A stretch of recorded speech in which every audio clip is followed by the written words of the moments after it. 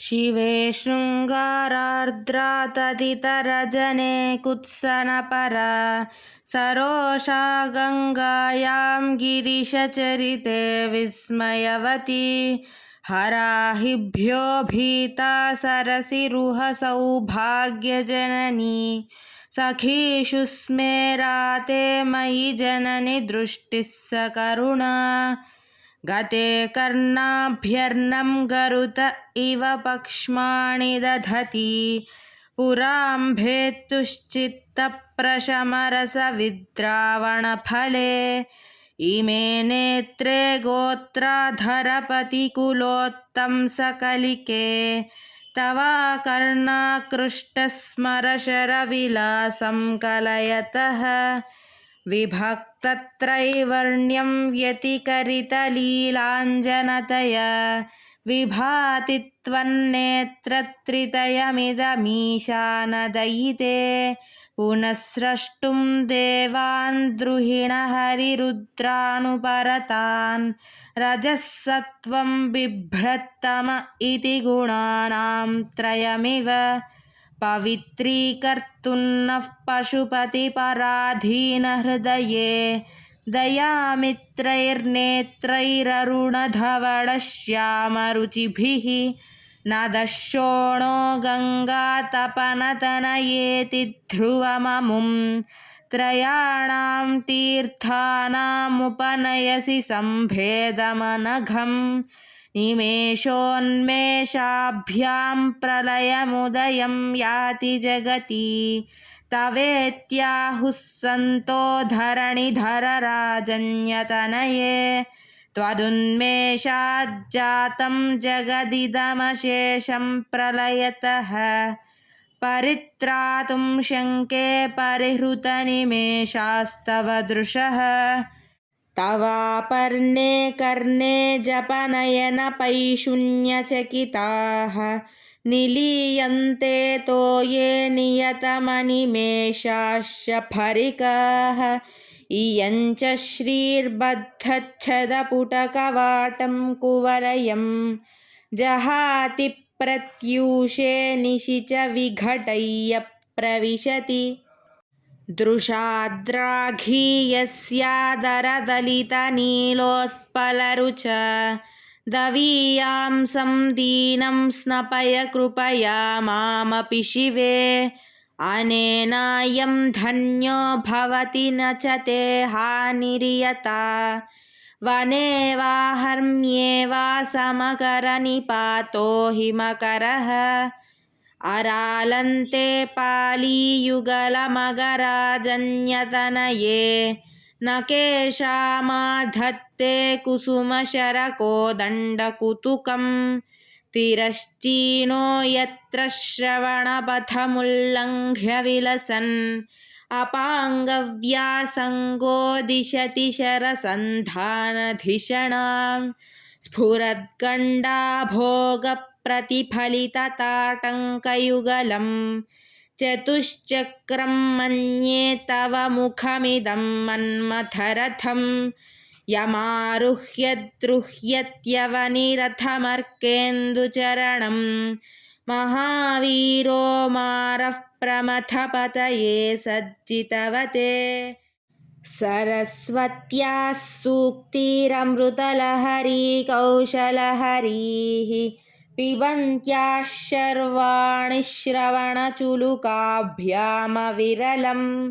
चमत्कारश्लाघाचलितशिरसः कुण्डलगणो झणत्कारैस्तारैः प्रतिवचनमाचष्ट इव ते असौ नासावंशस्तु हि न गिरिवंशध्वजपटी त्वदीयो नेदीयः फलतु फलमस्माकमुचितं वहत्यन्तर्मुक्ताः शिशिरकरनिःश्वासगलितं समृद्ध्या यत्तासां बहिरपि च मुक्ता मणिधरः प्रकृत्या रक्तायास्तव सुदतिदन्तच्छदरुचेः प्रवक्ष्ये सादृश्यं जनयतु फलं विद्रुमलत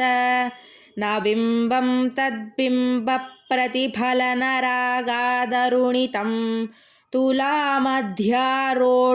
कथमिव विलज्जेत कलय स्मितज्योत्स्नाजालं तव वदनचन्द्रस्य पिबतां चकोराणामासीदतिरसतया चञ्चुजडिमा अतस्ते शीतांशोरमृतलहरीमाम्लरुचयः पिबन्ति स्वच्छन्दं निशि निशि भृशं काञ्चिकधिया अविश्रान्तं पत्युर्गुणगणकथाम्रेडन जपा पुष्पच्छाया तव जननि जिह्वा जयति सा यदग्रासीनाया स्फटिकदृशदच्छच्छविमयी सरस्वत्या मूर्तिः परिणमति माणिक्यवपुषा रणे जित्वा दैत्यानपहृतशिरस्त्रैः कवचिभिः निवृत्तैश्चण्डांशत्रिपुरहरनिर्माल्यविमुखैः विशाखेन्द्रोपेन्द्रैः शशिविशदकर्पूरशकलाः विलीयन्ते मातस्तव वदनताम्बूलकबलाः विपञ्च्या गायन्ती विविधमपदानं पशुपतेः त्वयारब्धे वक्तुं चलितशिरसा साधुवचने तदीयैर्माधुर्यैरपलपिततन्त्रीकलरवां निजां वीणां वाणी निचुलयति चोलेन निभृतम् कराग्रेण स्पृष्टं तुहिनगिरिणा वत्सलतया गिरीशेणोदस्तं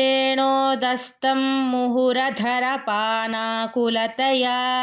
तव ग्राह्यं शम्भोर्मुखमुकुरवृन्तं गिरिसुते कथङ्कारं ब्रूमस्तव चुबुकमौपम्यरहितम् भुजाश्लेषान्नित्यं पुरदमयितुः कण्टकवती तव ग्रीवा धत्ते मुखकमलनालश्रियमियं स्वतः श्वेता कालागरुबहुलजम्बारमलिना मृणालीलालित्यं वहति यदधोहारलतिका गले रेखास्तिस्रो गतिगमकगीतैकनिपुणे विवाहव्यानन्थप्रतिगुणगुणसङ्ख्या प्रतिभुवः विराजन्ते नानाविधमधुररागाकरभुवां त्रयाणां ग्रामाणां स्थितिनियमसीमान इव ते मृणालीमृद्वीणां तव भुजलतानां चतुसृणां चतुर्भिः सौन्दर्यं सरसिजभवत्सौतिवदनैः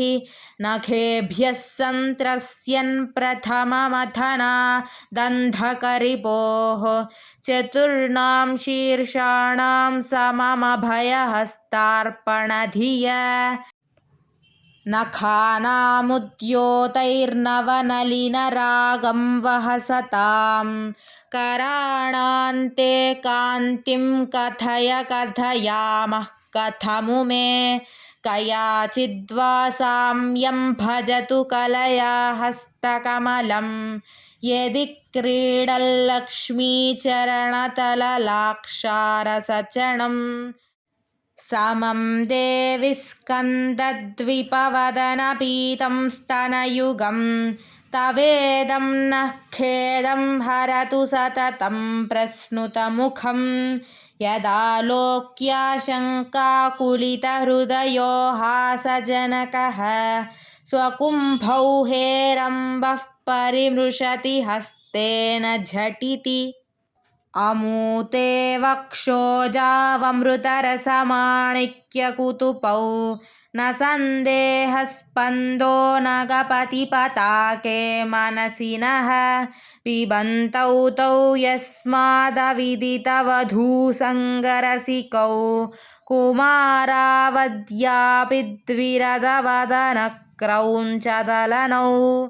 वहत्यम्बस्तम्बेरमदनुजकुम्भप्रकृतिभिः समारब्धां मुक्तामणिभिरमलां हारलतिकां कुचाभोगो बिम्बाधररुचिभिरन्तश्यबलितां प्रतापव्यामिश्रां पुरदमयितुः कीर्तिमिव ते